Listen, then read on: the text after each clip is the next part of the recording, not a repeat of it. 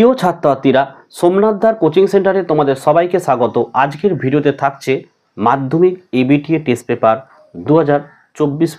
তো আজকে থাকছে আমাদের ভূগোলের 203 নম্বর পেজের সমস্ত এমসিকিউ, এসিকিউ এবং 2 নম্বরের প্রশ্ন উত্তর সহ আলোচনা। আগের 5টা সেটের ভিডিও আমি আপলোড করেছি। এই ভিডিও ডেসক্রিপশন বক্সে প্লে লিস্টের লিঙ্ক আছে, লিঙ্কে ক্লিক করে অবশ্যই তোমরা ভিডিওগুলোকে দেখে নিও।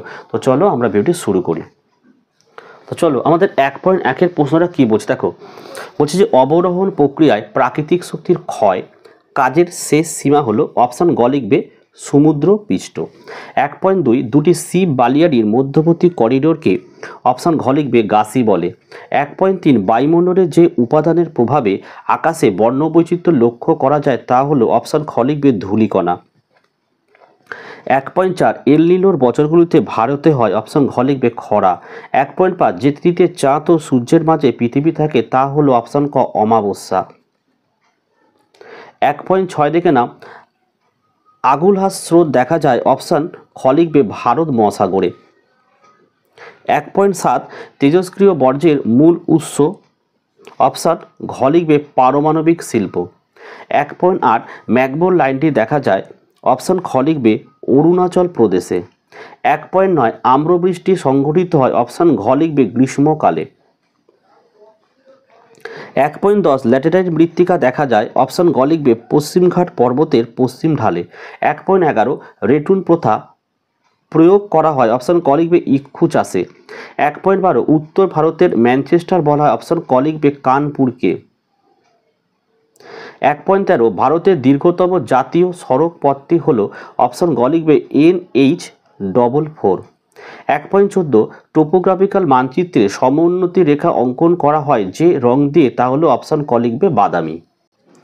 চলো এবার শুদ্ধ অশুদ্ধ দেখে নেব। 2.1.1 নদীবাহিত প্রস্তরখণ্ডের সঙ্গে নদীর তলদেশের ঘর্ষণের ফলে যে ক্ষয় হয় তাকে বলে অবঘর্ষণ ক্ষয়, এটা রাইট অ্যান্সার। 2টা বলেছে দেখো বালুকাময় মরুভূমিকে সাহারার রেগ বলে, এটি ভুল অ্যান্সার।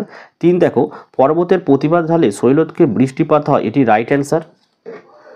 নেক্সট 4-এর প্রশ্ন ডিডিটি একটি বিষহীন বর্জ্য, এটি কিন্তু ভুল অ্যান্সার। 5-এর প্রশ্ন কুমায়ুন হিমালয় হিমবাহ সৃষ্ট হ্রদগুলিকে কয়াল বলে, এটিও ভুল অ্যান্সার। 6 বিপিও অর্থাৎ বিজনেস প্রসেস আউটসোর্সিং কথাটি তথ্য প্রযুক্তি শিল্পের সঙ্গে যুক্ত, এটি রাইট অ্যান্সার। 7 উপগ্রহ চিত্রে ছদ্মরং ব্যবহার করা, এটি রাইট অ্যান্সার। শূন্যস্থান পূরণগুলো একবার দেখে নাও। 1-টা ফানেল আকৃতির চওড়া নদী মোহনাকে বলা হয় খাঁড়ি। আচ্ছা 2 নম্বর প্রশ্ন দেখো উষ্ণ ও শীতল সীমান্তের সৃষ্টি হয় ড্যাশ ঘূর্ণপাতের ক্ষেত্রে, লিখবে নাতিশীতোষ্ণ। 3 নম্বর প্রশ্ন ড্যাশ স্রোতের প্রভাবে নিউ ফাউন্ডল্যান্ড অঞ্চলে তুষারপাত ঘটে, লিখবে শীতল ল্যাব্রাডর স্রোত। 4 অব্যবহৃত অকেজো মোবাইল একটি বর্জ্য।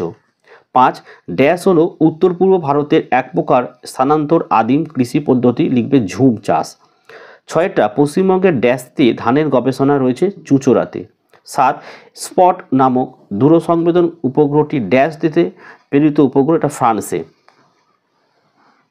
আচ্ছা 1টি বা 2টি শব্দে উত্তর দাও। 1-টা নদী বাঁকের কোন দিকে ক্ষয় বেশি ঘটে, লিখবে অবতল।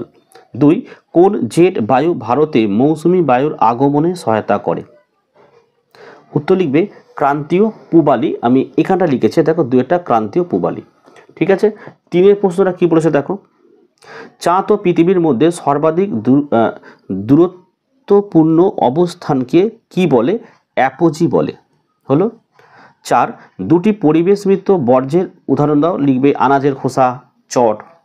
5 কোন দ্বীপের দক্ষিণতম বিন্দু ইন্দিরা পয়েন্ট, লিখবে নিকোবর দ্বীপ। 6 ভাগরা নাঙ্গাল নদী পরিকল্পনা কোন নদীতে গড়ে উঠেছে, লিখবে শতদ্রু নদীতে। 7 ভারতের সর্বাধুনিক বন্দরের নাম কি, লিখবে নভ সেবা, ভ 6 একার বয়াকার। 8 উপগ্রহ চিত্রের ক্ষুদ্রতম একক কি, লিখবে পিক্সেল। দেখো বাম দিক ডান দিকটা একবার দেখে নাও। 2.4.1 দেখো কপি হচ্ছে 3 লিখবে চিকমাগালুর। 2 আধি হচ্ছে 4 রাজস্থান। 3 দেখো কোলেরু হ্রদ, 1টা লিখবে অন্ধ্রপ্রদেশ। ডেকান ট্র্যাপ 2টা লিখবে কৃষ্ণ মৃত্তিকা। এবার আমরা 2 নম্বরের প্রশ্নগুলো দেখে নেব। তো দেখো 3.1-এর প্রশ্নে কি বলেছে দেখো বাজাদা কি, বাজাদা কি আর অথবা প্রশ্ন অ্যালবেডো কাকে বলে, এই দুটো প্রশ্নের উত্তর আমি একসঙ্গে দেখিয়েছি, দেখে নাও। দেখো এই হচ্ছে বাজাদা কি, এখান থেকে এই অবধি তোমাদের লিখতে হবে। তারপরে আছে হচ্ছে অ্যালবেডো কাকে বলে, দেখে নাও উত্তরটি। এই হচ্ছে অ্যালবেডো কি, এখান থেকে এই অবধি তোমাদের লিখতে হবে, ঠিক আছে।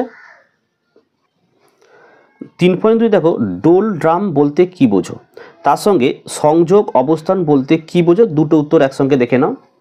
দেখো নিরক্ষীয় শান্ত বলয় বা ডোল ড্রাম কাকে বলে, উত্তরটি এখান থেকে এই অবধি লিখবে, ঠিক আছে। তার সঙ্গে ছিল সংযোগ অবস্থান বলতে কি বোঝো, এই যে সংযোগ ও প্রতিযোগ কি, উত্তরটা এখান থেকে এই অবধি কিন্তু লিখে দেবে, ওকে।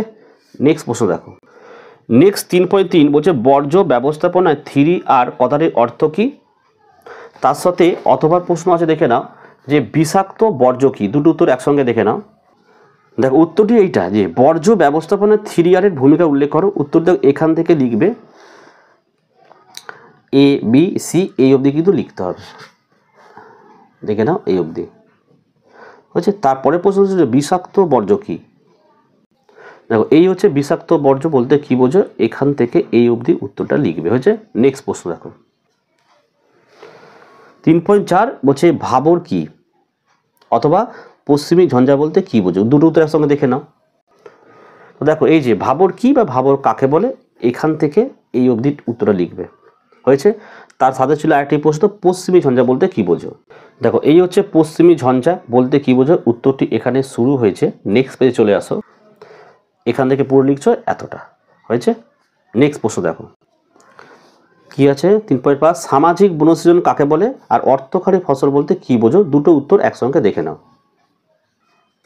দেখো এই হচ্ছে তোমার সামাজিক বনসৃজন কি, এখান থেকে এই অবধি উত্তরটা লিখে নেবে। আর তারপরে হচ্ছে অর্থকারী ফসল বলতে কি বোঝো, দেখে নাও।